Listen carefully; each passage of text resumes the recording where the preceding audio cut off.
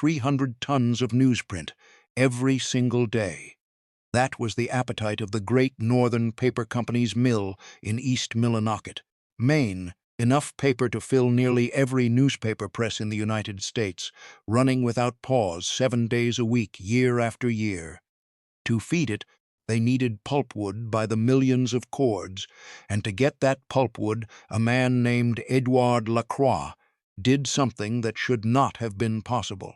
He hauled 2 full-grown steam locomotives, 90 tons of iron, fire, and pressurized steam across frozen wilderness lakes in the dead of a Maine. Winter, on tracked machines that had no brakes, through country that had no roads, no towns, and no way to call for help if something went wrong. The ice groaned under the weight. The men held their breath. The locomotives arrived. They're still there. Right now, in the Allagash wilderness of northern Maine, those 2 locomotives are rusting in a clearing by Eagle Lake. Nobody drove them out. Nobody came back for them.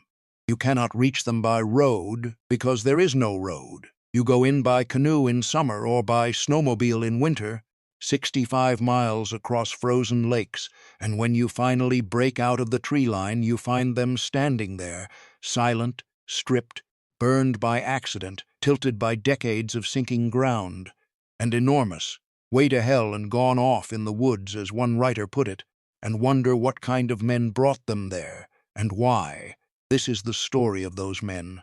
This is the story of how they put a railroad in the middle of nowhere, ran it until it nearly broke them, then walked away, leaving the iron behind, because the iron was cheaper to abandon than to move. We're going to find out how they got those machines in there, what it cost them to keep them running, and what happened when the math finally stopped working in their favor. The answer is darker than the wilderness that swallowed them. Iron in the wrong watershed. The Great Northern Paper Company's mill at East Millinocket was at its peak the largest paper mill on earth. It squatted on the banks of the Penobscot River, and it never slept. 300 tons of newsprint per day meant grinding machines that never cooled, press rolls that never stopped turning, and a hunger for raw spruce pulpwood that was essentially insatiable.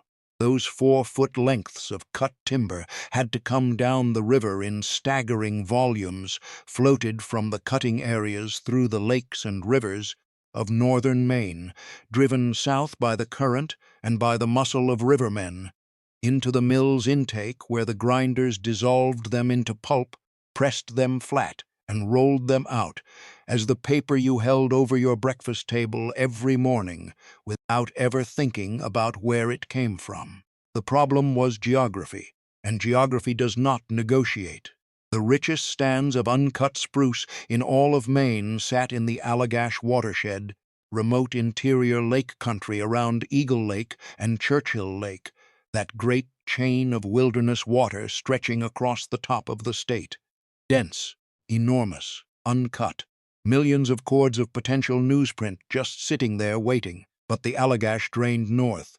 Every river, every stream, every lake in that system emptied eventually into the St. John River, which flowed into New Brunswick, Canada, and out to the Atlantic. The Penobscot mills sat to the south. The water ran the wrong way. The wood was pointing the wrong direction. You could cut every tree in the Allagash and float every log, and not a single piece of timber would reach Millinocket by following the natural current. The watershed divide, a low ridge separating 2 drainage basins, was the antagonist, silent, geological, immovable. Men had been fighting it for decades before Lacroix ever showed up. How had they fought it before? 3 ways, each one beaten by the scale of the problem. First came the oxen. Teams of animals hauling timber from Eagle Lake across the ridge to Chamberlain Lake, where it could float south into the Penobscot system. How many animals, how many days, how many cords per week? Not enough. The mill ate wood faster than oxen legs could carry it. Then, in 1902, the logging companies built the tramway, an elevated steam cable system running 3,000 feet up the ridge and down the other side, dragging log-filled cars across the divide. The tramway worked. for 5 years. Then the Lombard log haulers made it obsolete, and the whole structure was abandoned by 1907. The Lombards moved the timber volume the tramway couldn't, but even they couldn't solve the core problem at the scale the Great Northern needed. They could haul logs. They could not haul a railroad. That distinction mattered, because a railroad was what the situation called for.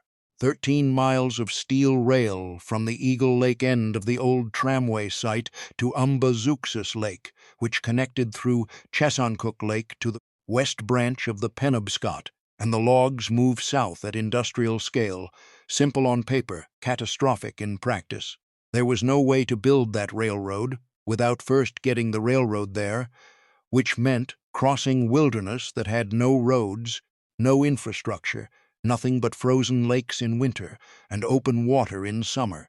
That was the situation when Edouard Lacroix looked at the Allagash in 1925 and said yes. Lacroix was not the kind of man who was slowed down by impossible things. Born in 1889 in Sainte-Marie, Quebec, to a family of no means, working at 14 as a wagon boy for the Quebec Central Railroad, almost no formal schooling, a few months at a college in Nova Scotia to sharpen his English, and that was it.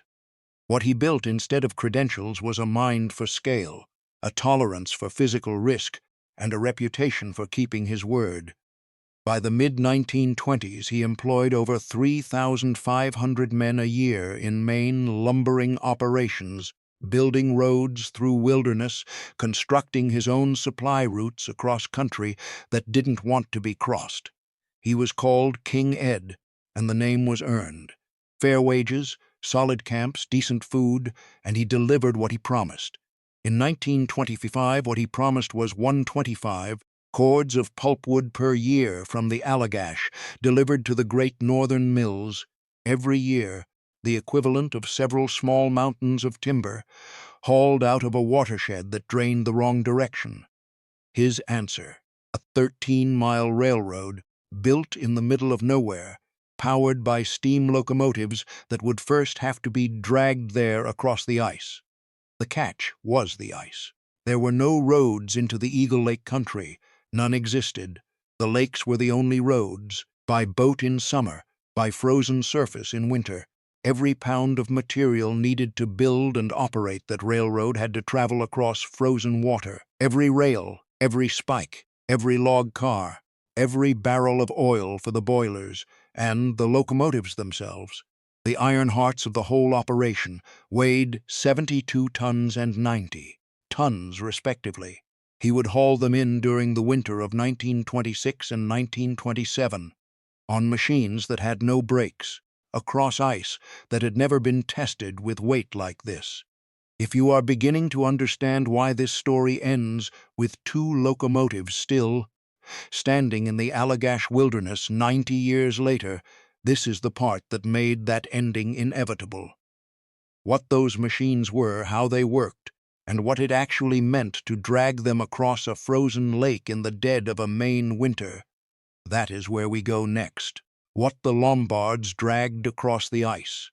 The Lombard log hauler does not get the credit it deserves in the history of machinery. Alvin Lombard of Waterville, Maine, built the first commercially successful tracked vehicle on Earth, running on a continuous steel track decades before the military tank existed, decades before anyone else had made the concept work at scale. His machines weighed 19 tons, put out 100 horsepower, and could pull up to 300 tons of loaded sleds across snow and ice at 5 miles an hour. Teams of 50 horses couldn't match one Lombard. In the woods of northern Maine and New Hampshire, in the early 20th century, the Lombard log hauler was the most capable ground vehicle on the planet. It had one serious flaw: downhill runs were dangerous. There were no brakes, not in any reliable sense. A loaded sled train on a downhill grade had exactly one stopping mechanism: the nerve and instinct of the man at the wheel. If the load began to overrun the tractor, if a sled jackknifed, the whole apparatus could become a runaway. Consider what that means in practice. a Lombard pulling 8 loaded sleds on a frozen downgrade, the combined weight of the timber behind it pressing forward, the tracks losing their bite on glazed ice, the machine no longer pulling but being pushed. The steersman had one tool: momentum and direction. Turn hard enough to bleed speed without going sideways or accept what was coming. Men had been killed that way. Not occasionally. The Lombard was a tool of controlled violence, effective on flat ground and moderate grades, something closer to a gamble on a steep descent with full sleds. Now picture a Lombard dragging a disassembled 90-ton locomotive across a frozen lake. Lacroix assembled his men and material at La Frontière in Quebec, the northern anchor of his supply road. The locomotives had been purchased used in New York. Number 1, a 4-6 stack built in June of 1897 at the Schenectady Locomotive Works, was 29 years old when Lacroix bought it. Number 2, the 280 consolidation built in December of 1901 at the Brooks Locomotive Works was 25. These were not new machines. They were experienced machines, which in the logging world sometimes meant seasoned and trustworthy, and sometimes meant the boiler was one bad shift away from failure. Both had originally burned coal. Before they went anywhere near a wilderness full of dry spruce, they were converted to burn oil. The math was simple and brutal. A coal-burning locomotive fires cinders from its stack, pieces of glowing carbon, some the size of a thumbnail, ejected with every exhaust stroke and carried on the wind. A cinder landing on the dry duff layer under a spruce stand in late summer, in a place where the nearest firefighting equipment was a 2-day journey by water, does not start a manageable fire. It starts a fire that burns until it runs out of trees, because there is no one to stop it and no road to bring anyone in. You don't fight a fire like that. You watch it from the far shore of a lake. The conversion to oil burning was not a choice. It was the entry fee. The winter haul of 1926-27 moved everything the railroad would need. Lombard log haulers dragged it all overland from Lac Frontière south to Churchill Depot, then out across frozen Churchill Lake, then across frozen Eagle Lake to the site. 60 railroad cars, each 32 feet long, built to carry 12 cords of pulpwood with high slatted sides, miles of steel rail, a 1,500-foot steel trestle, 2 Plymouth gasoline switcher engines, camp supplies for the work crews, and the 2 locomotives, partially disassembled, their heaviest components. Boilers, driving wheels, tenders, loaded onto sleds and dragged across ice that had never carried anything close to this. Wait, could that ice hold? Here is what men knew about lake ice in northern Maine in January.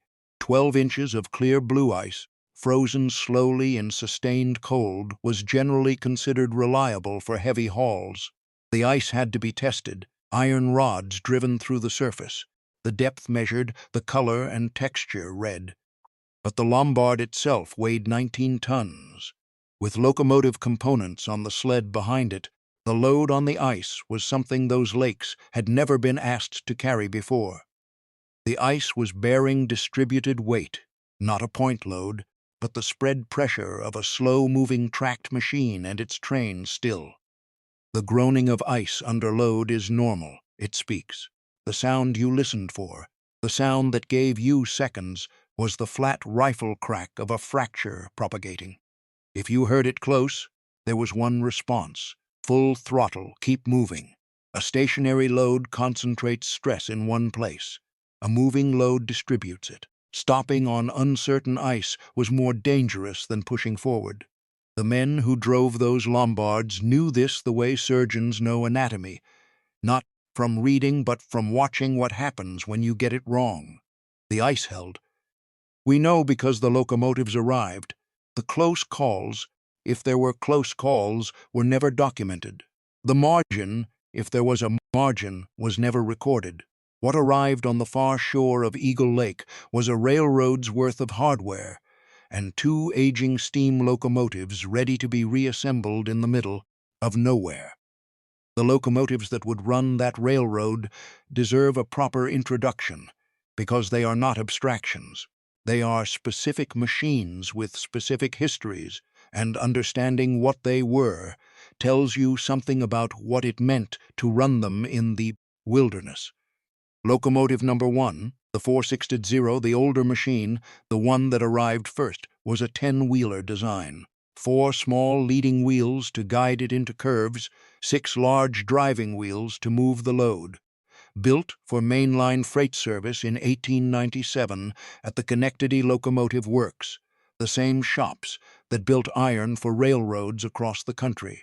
By the time Lacroix bought it, it had accumulated nearly 3 decades of hard service on tracks that were maintained by professional crews, access to machine shops, spare parts, and the full infrastructure of the railroad industry. The Allagash had none of that. Every weakness the 1897 machine had carried through its previous life would be amplified in a wilderness logging operation. There were no replacement parts on a shelf. There was no roundhouse to pull it into for repairs. There was the machine, there was the track, there was the cold, and there were the men. Number 2. The 280 consolidation from Brooks Locomotive Works, built in 1901, was the heavier, more capable machine. 8 driving wheels, more tractive effort, built for pulling serious tonnage.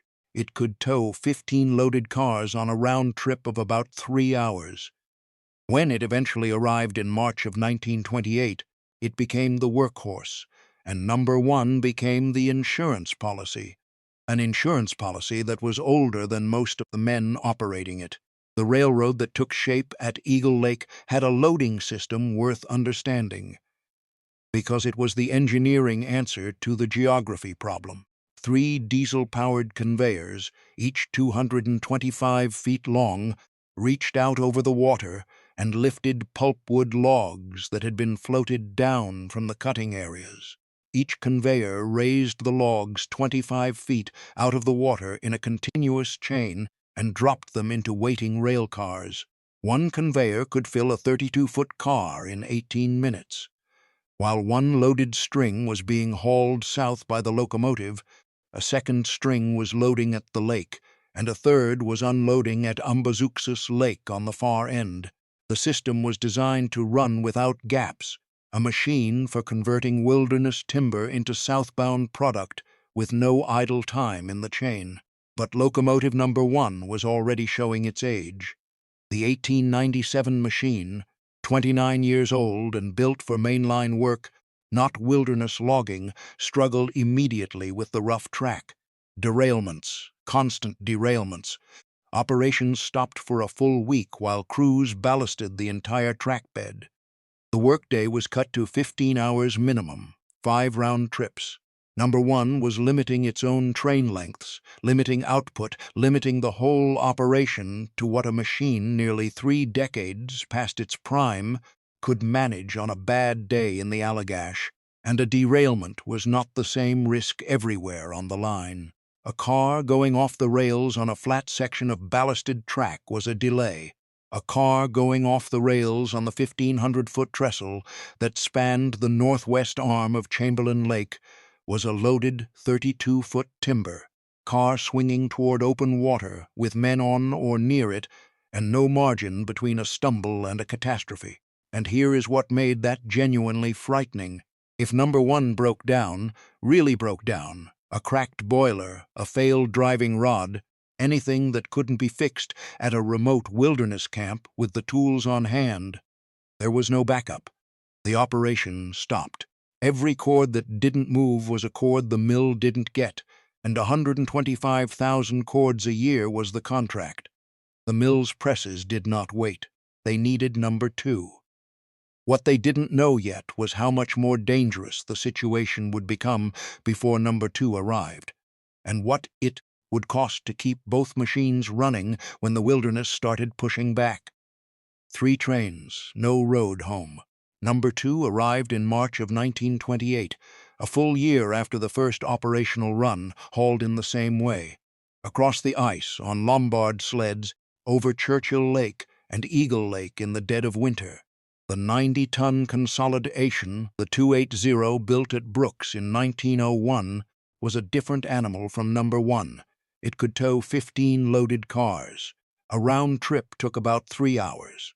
Number 1 went to standby immediately, fired up only when number 2 or a switcher needed repairs.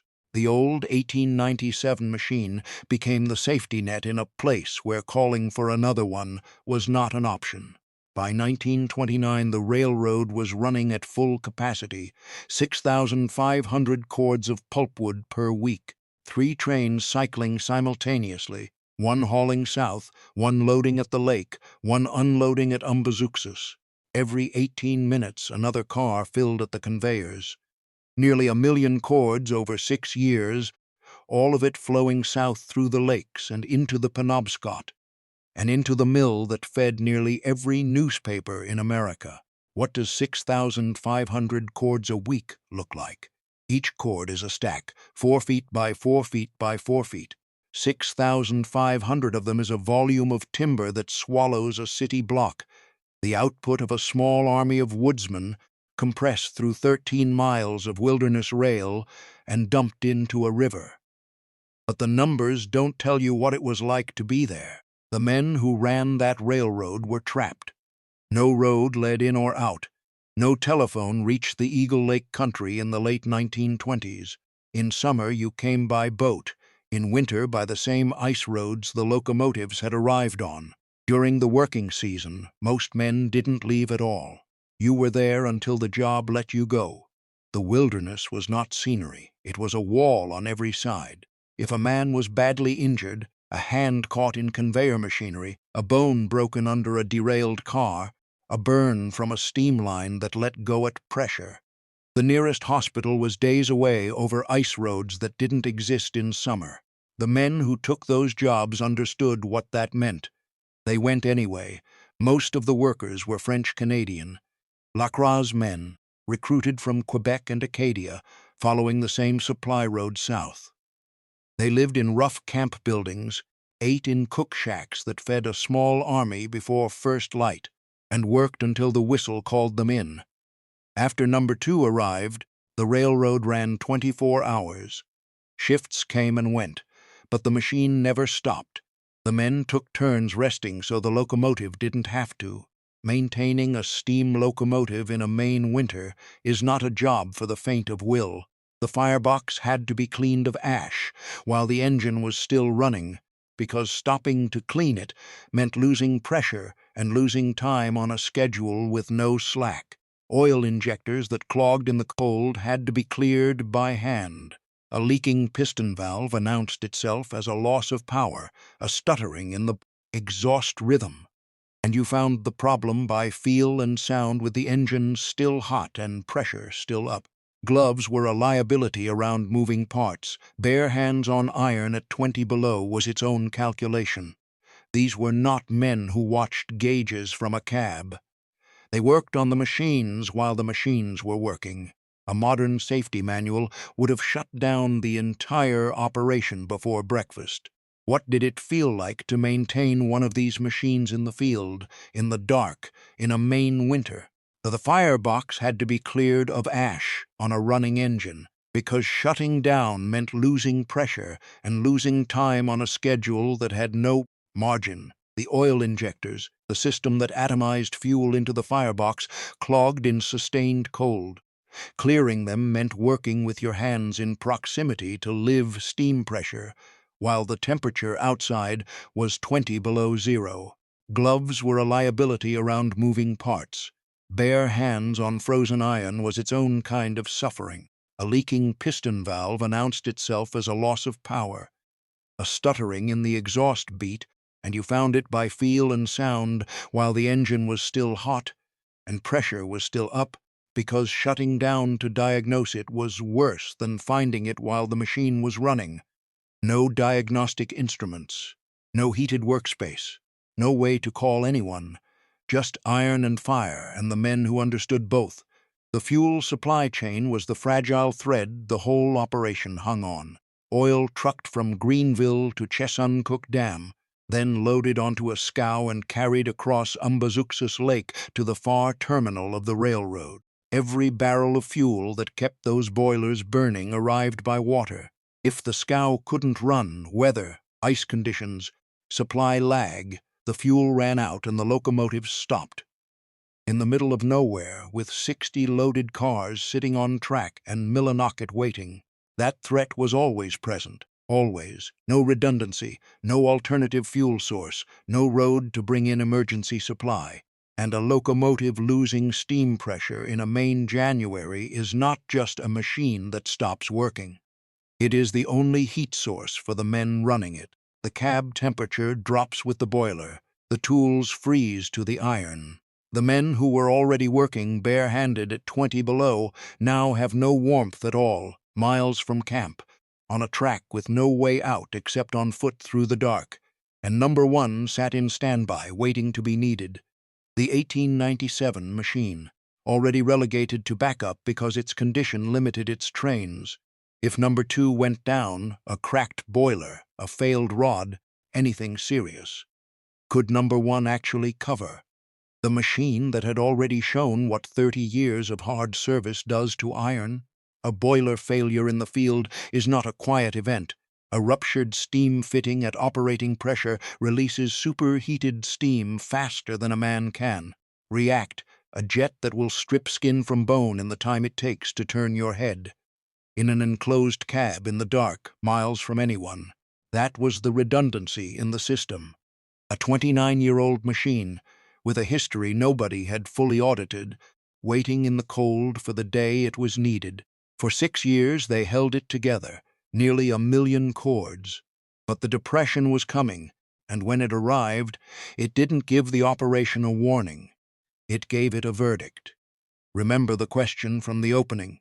How did those machines get in there? And why did they never come out? We've answered the first half. The machines that survived breaking free Lombard runs across frozen lakes, that survived coal-to-oil conversion in the middle of a spruce wilderness, that survived derailments on a trestle over open water and boiler pressure in air at 20 below. Those machines would not be destroyed by any single catastrophic failure. What came for them was slower and in some ways worse. Bureaucracy, fire, time, and poison arriving one after another over 40 years. It took a long time to finish the job the Depression started, the locked door and what came after. By 1929, the stock market had collapsed. By 1930, newsprint demand was falling. By 1931, Great Northern was cutting back operations across the board. By 1932, the writing was on every wall in the mill. And in 1933, the Eagle Lake and West Branch Railroad ran its last train. The decision to abandon the locomotives was simple arithmetic. To haul them out, you needed everything that brought them in. Lombard log haulers, winter ice roads, frozen lakes that might or might not cooperate, and the capacity to disassemble and move equipment that had spent 6 years settling into the wilderness. The locomotives were aging. They were heavy, relatively obsolete, and not worth the cost of transporting. That was how the Maine Department of Agriculture would later put it. The Depression had made every dollar a calculation. The math did not favor rescue. So they drove the locomotives into the wooden shed at the Eagle Lake end of the old tramway site, shut off the valves, watched the pressure needles drift down through the numbered arcs, past the working range, past the safe minimum, all the way down to 0. Iron holds heat reluctantly, the way stone holds warmth. For hours after the fire is out, the boilers cooled slowly. The steam that had moved close to 1 million cords of spruce bled out into the cold air of a locked shed in the Maine wilderness and was gone. The conveyor chains that had filled 32-foot rail cars in 18 minutes sat still. The oil scow at Umbazookskus Lake sat at its dock. The men who had run 3 trains simultaneously, 24 hours a day, on fuel that arrived by water from a dam 2 lake crossings away. Those men packed their gear and walked out. They locked the door. They crossed the ice for the last time. In Millinocket, the mill kept running. on trucked timber, on wood moved by roads that now covered the distance more cheaply than any wilderness railroad could match. The machines that were indispensable in 1927 were obsolete in 1933. That is how fast the industrial world moved. The window for the railroad opened and closed in 6 years, and the locomotives were on the wrong side of it when it shut. Here is what happened next. And this is where the story stops being about engineering and starts being about what time does to things that men build and forget. The locomotives sat in the shed through 1933, through 1934, 1935. The Depression ground on. The mill kept running on trucked timber. Roads had improved enough, trucks had grown powerful enough, and the Wilderness Railroad no longer made economic sense. Retrieving the locomotives would have required the same infrastructure that brought them in: winter ice roads, Lombard sleds, the organizational capacity to disassemble machines that had spent years settling into the wilderness. Every year that passed made that operation more expensive and less likely. The window the ice opened every winter closed every spring, and every spring the decision not to retrieve them became slightly more permanent. The souvenir hunters came first. Before the shed had even become a landmark, visitors who found their way to the remote Eagle Lake country did what people do with things that belong to everyone and therefore to no one. They took pieces, the gauges came off, then the bells, the headlights, the number plates that identified each machine. Number 1, Number 2, built in 1897 and 1901 at great shops in New York and Michigan. Everything removable was eventually removed. When the state of Maine took possession of the Allagash waterway region in 1966, the locomotives were already stripped, already robbed of the specificity that makes a machine rather than a monument. Then came 1969. The Maine Forest Service had orders to clear all buildings from the tramway area, relocate the headquarters, destroy the structures. An employee received that order and understood it to cover every building at the site. He was thorough. On April 9, 1969, the shed burned. 36 years of dry timber framing, decades of old oil residue soaked into the floorboards from 6 years of running engines, an April wind off Eagle Lake. The shed went fast, the kind of fast that makes intervention meaningless before the decision is even made. The wooden cab of locomotive number 1, built at Schenectady in 1897, was gone before anyone with authority to stop it could have reached the site. The wooden elements of both machines, whatever had survived 6 years of hard operation and 33 years of standing in a locked shed, were ash by afternoon. Could the outcome have been different? Only if someone had designated the locomotives as historically significant before the crew arrived with a list and a match. No one had. No one was watching. The machines that had crossed frozen lakes on tracked sleds with no brakes, that had run 24 hours a day hauling close to 1,000,000 cords of timber, those machines were not on anyone's preservation register in 1969. They were old iron in the woods. The employee did what he was told. The shed burned. That was it. Locomotive number 1 began to tilt, slowly. Over years, the ground beneath it shifted, old rail deteriorating, earth compacting unevenly, the machine that had once pulled trains tilting toward with the ground, like a fighter going down in the 4th round. The Allagash Alliance eventually undertook the work of stabilizing it, righting the machine, shoring the ground, laying new rail under its wheels when the original iron had rotted out entirely. It took volunteer labor and care that had been 30 years overdue. In 1995, workers removing the boiler jackets for routine examination found asbestos.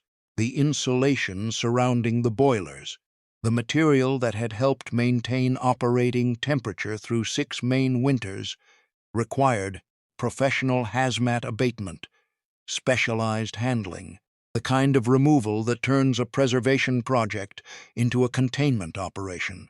The machines that had once breathed pressurized steam now required hazardous materials contractors before anyone could safely touch them. Strip by strip, fire by accident, tilt by settling earth, poison in the insulation. The breaking point of the Eagle Lake locomotives was not a single catastrophic moment. It was a slow, grinding humiliation that lasted 40 years. Time and indifference and one employee with an order he took too literally, doing what he was told in the wilderness while nobody watched. That is its own kind of breaking point. By 1979, the Tramway Historic District was listed on the National Register of Historic Places. By then, the machines had been stripped, burned, tilted, and poisoned. The listing came 37 years after the door was locked. Heritage, in this case, arrived after the damage was done. 46 degrees, 32 minutes north.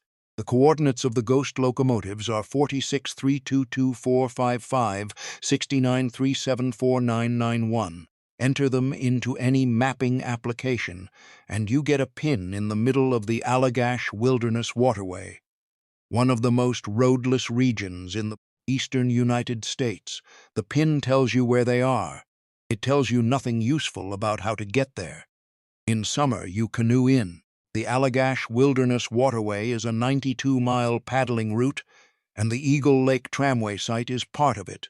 Zeros, cell service, paper map required, portages, campsites, and however many days it takes to paddle to the site. In winter, you go by snowmobile, 65 miles each way from Shin Pond Village in Mount Chase, across frozen Chamberlain Lake on ITS 85. 130 miles of winter wilderness for a machine that hasn't moved since Franklin Roosevelt's first term. The ride takes all day. What you find when you break out of the tree line is two iron giants. They sit in a clearing beside Eagle Lake, adjacent to the old right-of-way that once carried 13 miles of rail to Umbazookskus Lake. Volunteers have laid new rails under their wheels because the original iron deteriorated out from beneath them. The state painted them in 1969. The asbestos came out in 1995. Number 1 has been stabilized. They are not pristine. They were never going to be pristine again, but they are present. They are unmistakably real. You look at them and you understand, at a level below words, what Robert Pike meant when he wrote in Tall Trees, "Tough men, that Allagash canoeists stop and stare in disbelief at the 90-ton locomotive still standing there, way to hell and gone off in the woods, and wonder what kind of men brought it there, and why." The wonder is legitimate. The Eagle Lake locomotives exist at all because they were too remote to reach, too heavy to move without infrastructure that no longer existed, too far from any road to haul back across ice that only formed in winter and only lasted a few months. They survived by being unreachable. They are monuments to the very problem that created them. The geography that drained the wrong direction, the ridge that wouldn't move, the divide that forced a man to drag iron across a frozen lake in January just to feed a paper mill's hunger. An entire row of the original log cars still sits on an embankment near the shore. The conveyor gears on the far side of Chamberlain Lake, iron as big as a man, are rusting into the ground. The old rail bed cuts through the brush for 13 miles. But it's the locomotives that stop people cold. You can read the history and absorb it as fact. You can follow the logic from the geography problem to La Croix, to the ice hall, to the locked door. Then you walk out of the woods, and there they are, bigger than you expected, more present than any historical marker prepared you for. The actual iron that crossed the actual ice in a place most Americans still can't find on a map, and the understanding becomes something else. Something that sits in your chest. These men moved a mountain, and the mountain is still there. You look at the Eagle Lake locomotives and you see rust, stripped fittings, a wooden cab burned away by accident, iron tilted by decades of settling ground. That is what time does. Underneath the rust is a machine pulled across a frozen lake on a vehicle with no brakes reassembled by hand in a wilderness camp, run for 6 years at a scale that fed the American press. The rust is real, so is what's under it. They brought the locomotives in during the winter of 1926 and 1927, because winter was the only time the ice was thick enough to carry the weight. The ice was the road, and when it melted in spring, it was gone. They built the railroad. They ran it hard for 6 years. They moved close to 1,000,000 cords of wood and kept the largest paper mill in the world supplied until the Depression made the numbers stop working. They locked the door and walked back across the ice. The ice melted. It came back. It has been doing that for 90 years. Every spring the road dissolves. Every spring the locomotives stay. And the question is still the right one. What kind of men brought them there and why? Men who had no other option. Men who looked at a problem that geography made impossible and decided that the thing to do was drag iron across the ice and build a railroad where no railroad had any business existing. It worked. For 6 years it worked. Then it stopped and they left, and the ice decided the rest. They don't build things like that anymore. Not the machines, not the roads made of frozen water, and not the kind of men who would look at a January wilderness and see a delivery route.